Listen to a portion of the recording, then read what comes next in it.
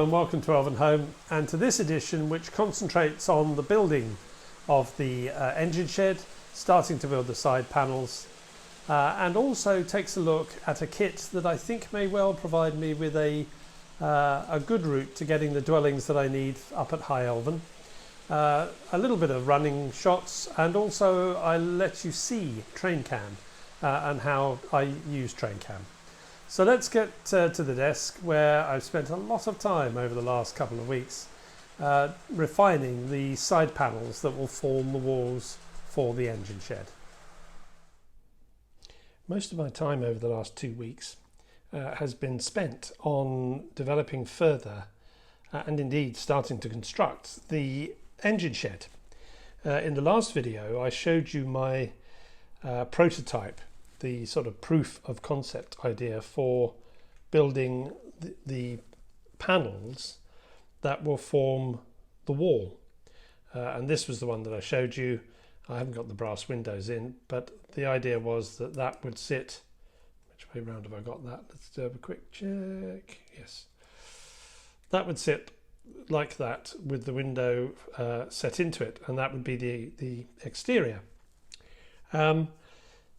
My thinking has developed on that, which I'll explain in a little bit, both in terms of how many panels there'll be along each wall with a window in, but also in the process of doing the video last time round and looking at what was emerging, I didn't like it, and I've made a slight change which actually involves a bit more work, but which I think overall will look a lot better.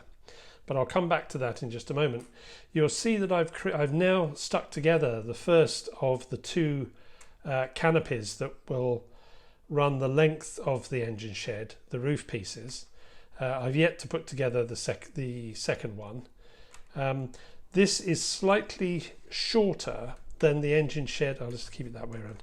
This is slightly shorter than the engine shed will be, because there'll be a piece at the back and a piece at the front, which is, as I was saying before, fairly rectangular and flat for the entry. The back wall is going to be just a completely blank back wall now, I've decided, because when I looked at the position of the engine sheds on the model, on the railway, the walls face straight up against a sheer rock face. So there is no prospect of light coming in, and there is nothing to see from it. So there would be no need to build in or put in any windows on that wall. So that wall is going to be a completely blank wall. I might put some sort of porthole windows high up. I've still got some of those from when I built the war memorial, just as a kind of architectural feature. But there's no need to have walls either for the purposes of allowing light to come in or for you to be able to look out. And that makes the construction of the back wall, I think, more straightforward, though I think it will carry on with the idea of being in sections in the way that the side walls are going to be. The T-clamps have been brilliant. I mean, I can't commend these too highly. These are the small versions, so obviously that's what I bought because I model in N gauge. There is a medium and large version of these. They're by Smart Models. They're not particularly cheap. I mean, it's £10.99 for two of these, so that's what you get in the pack. But they are tremendous, and they've just been brilliant at being able to position these accurately and fix them. And I will, a bit later today, probably do the other canopy, so that'll have both of those done, and something at least concrete or wooden made for the engine shed. I did also, because Smart Models had these on special offer over Easter, I think, so I bought myself a second pack of these, and that's why that means that you can make this much quicker than having to do one each side and go along. But they also have this one, which you can set to a particular angle to hold something at that angle. That I think is going to be very useful. I've only got two of these, a single pack, and for the life of me I can't remember how much they were. I think they may have been the same as the others, about 10, 11 pounds. and the normal right angle ones are £9 for the small ones. But I'll put a link to Smart Models in the description. I hasten to add, it's not an affiliate link or anything. It's just that if you're interested in going and getting these, it'll be easy for you to pick up the link from the description. So that's the roof. That took me not very long, as you can imagine, particularly with the T-clamps working so well. But the thing that has been taking my time is developing and working on this panel. Now, as you'll recall, the idea is that I will create 7 panels for each wall, and they will go into an H-beam at either side of the panel, which is how they get connected together. And I wanted to do that because it would not be that hard to buy a couple of Metcalfe engine shed kits and just use the side walls and then build a new roof and detail them in slightly different ways, or even just the inner parts of the side walls. But I do actually want this engine shed to look a bit different, if you see what I mean, from the Metcalfe look. And I quite like the idea of actually physically building it, which is why I'm prepared to spend so much time creating each one of these panels. When you saw it last time, this was the prototype version, the idea was that the cutout would show the whole of that area, and that would be what you would see from the outside. And then inside, this would be flush the whole way through. And somehow I just didn't like that. So my first thing, if I bring this up to the camera, you will see that I've put on a frame around here. Now that is 1mm by 0.5 mm high. But actually, when I did that, I thought that looked so much better as the external view, because when the frames are in, it gives a nice deep windowsill, and on the other side that will be much flatter, which is, I think, how it would actually be. You might not have much of a sill on the inside. So as that was the prototype, the first thing I did was try to build myself a jig to help me make the things up, and here is said jig. It's so lucky. I had some of this wood which I'd got ages ago. I think actually it forms part of the base of Grey Havens, and it's exactly the right width for the distance between the two uprights. So these have been cut to size so that I can form the panels, form the frames accurately, at least sort of accurately. Because again, one of the things about this is that I'm learning how to build this thing as I go along. Now, I have had some success. It has taken a lot of time, but I now currently have 4 of the frames built for the layout, for the engine shed side wall, and I need 2 more, and I can start constructing the first wall. The design has not changed or altered very much, except that I've gone for instead a 1mm square piece that's forming this frame. And what I'm going to do, I have got one. There we go. This has got the windows in as well. The brick will come down around the outside. Right, sorry, had a slight technical glitch there. I think what I was saying is that the brick will come down around the outside of the window frame, which now, because it's a millimetre square, sits slightly proud of the brick, and I think that frames the window much better. I will cut a 3mm piece of 1mm thick strip. Unfortunately, Evergreen don't do 3mm, they do 3.2mm. I mean, I might see if I've got some of that around, but it would mean then having to file it back, and I'm not that keen on doing that, I have to be honest. But I put a 3mm strip on there as if that was a kind of concrete base on which the wall is being is being put. I don't know whether that would be a bit like a damp course, probably not, but anyway. And that will give me, that will be the outside. Let's keep that in focus. And that gives then a really nice sill for the outside of the shed, which I think will look quite good. On the back, I haven't yet decided how what I'm going to have by way of the wall, but I do think that that would be much flatter, or at least my design is that it shall be much flatter, so that not least because it makes it a lot easier in terms of the internal thicknesses. So that is going to be covered with something. It may similarly be brick. That's entirely possible. This won't look quite right because it's cut for a different size, but that, you know, that would be okay for the internal wall, I think.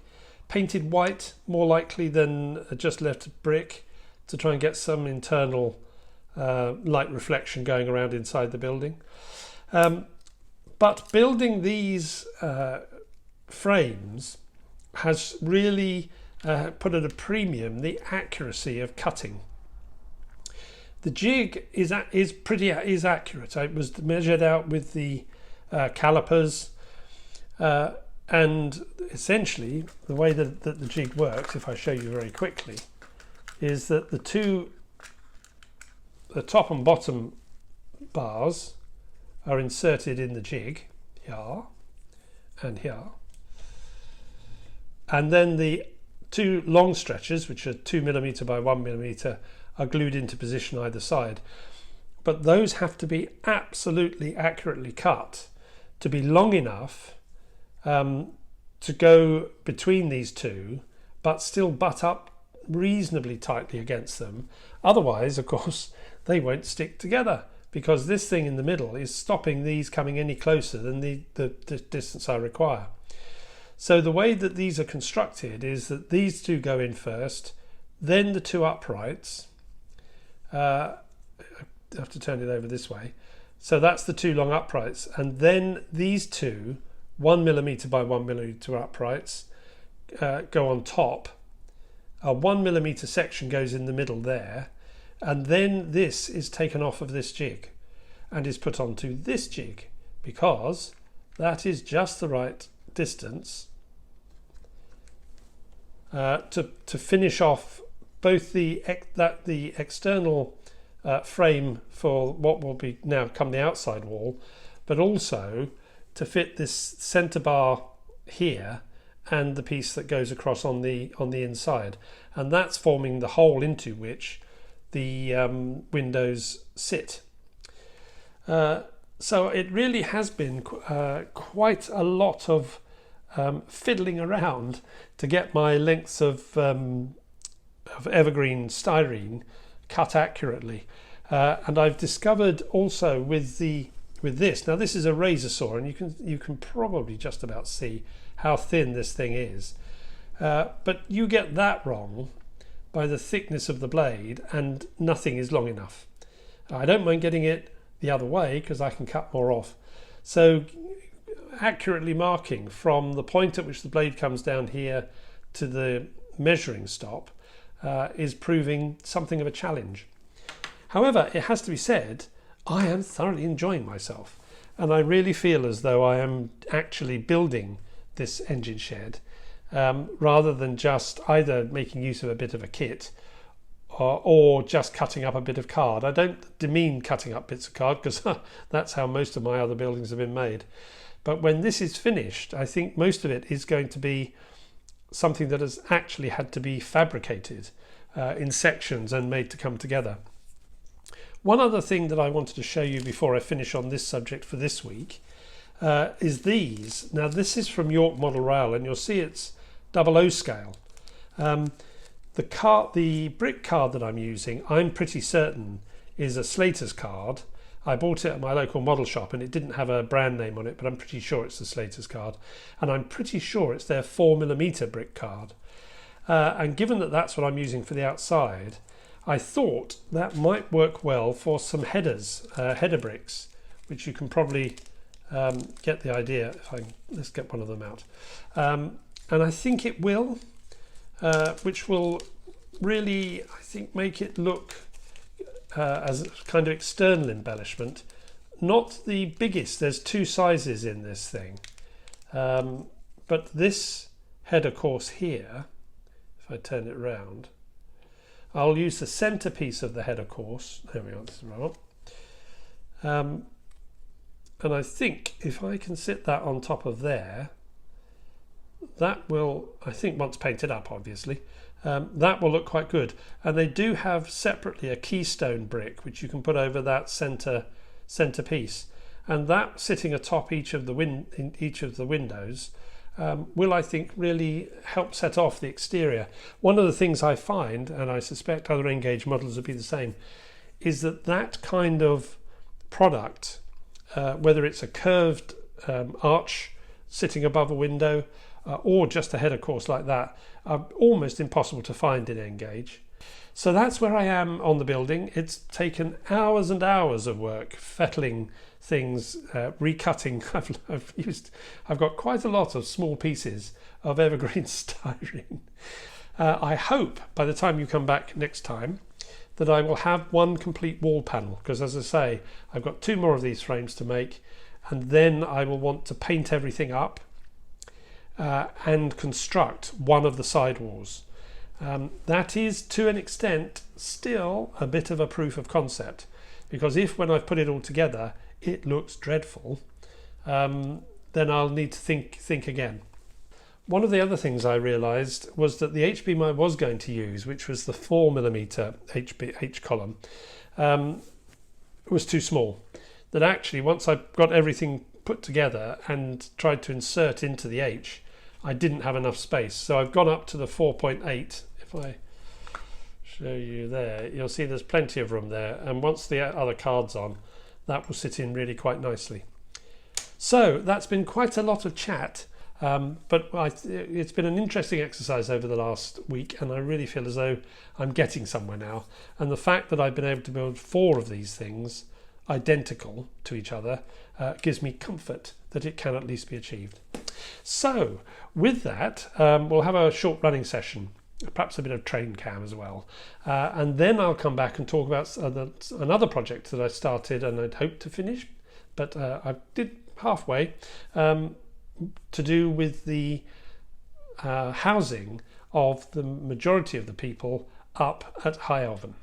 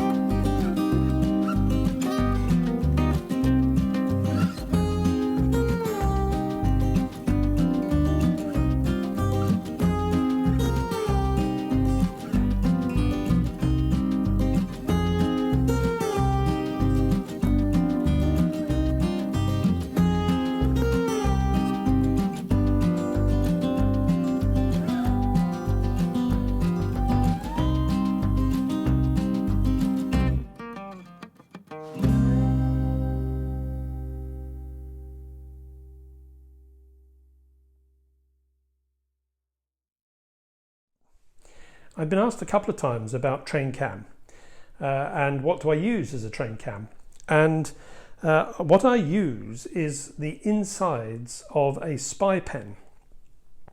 This sits in the top half of the pen, the contraption that you see I've put together here.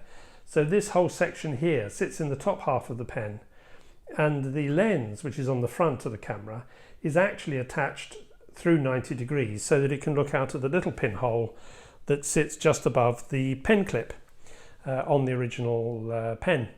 There is a video that shows when I first got Train Cam, and I'll put a link, a little card up in the top left hand corner, top right hand corner of this video to give you a link to that. I think it's about episode 29, something like that.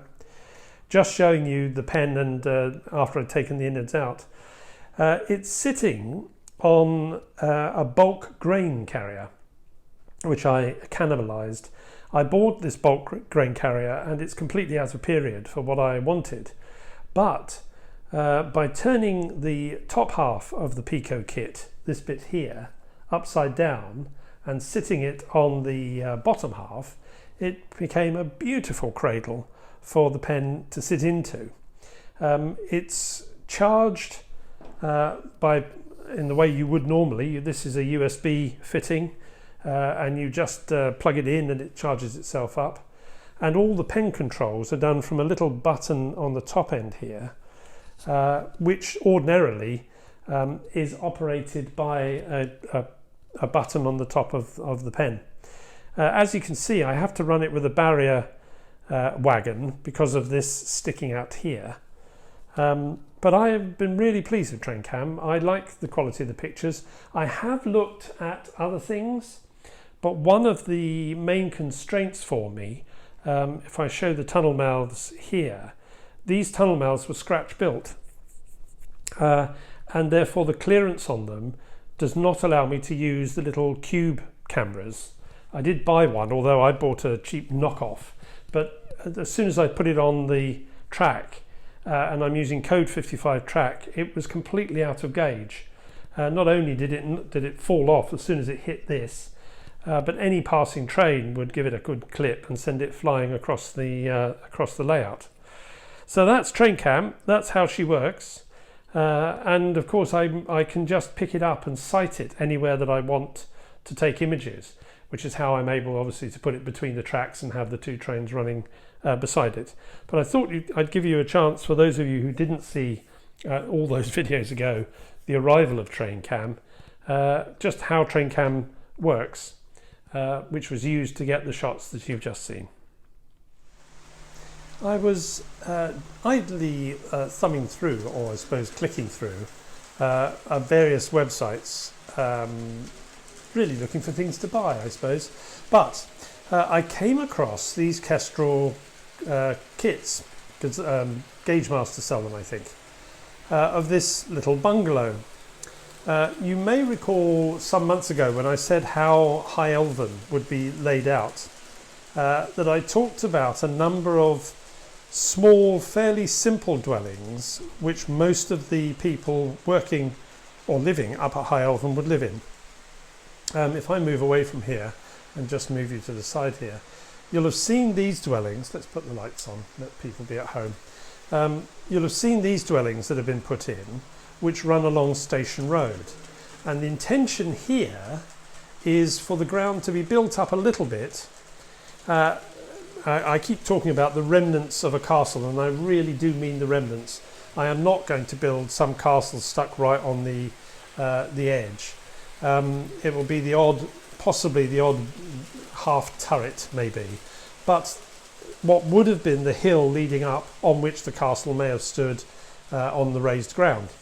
And what's intended to be in and around this area is around 5 or 6 dwellings with roads leading up to them. So the road sweeps around here and then goes, sweeps around here, and then the cottages and the other things sit at the back.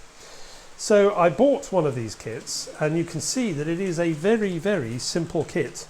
It is literally 4 walls and a roof with some windows. And I had a go at building one of them, which I will bring into position here. It's not quite finished because there's no glazing on the windows yet. I've not yet tested this to see how much light comes out through the walls, because if too much light comes out from the walls, I'm going to use the Woodland Scenics light diffusing kit, for the windows so that you won't be able to see inside. But if I need to paint the inner walls with the blackout kit, then I can, so that some of these will have some light in them. And the idea is that they will sort of sit here, 5 or 6, each in their own little bit of land, but nothing very special, a bit like workers' cottages. Now what I was hoping I'd have time to do is, having done one, is to then film the process of doing the second one, taking it from a very simple white kit and turning it into that. So again, I hope over the next fortnight I'll get the chance to make the second one up.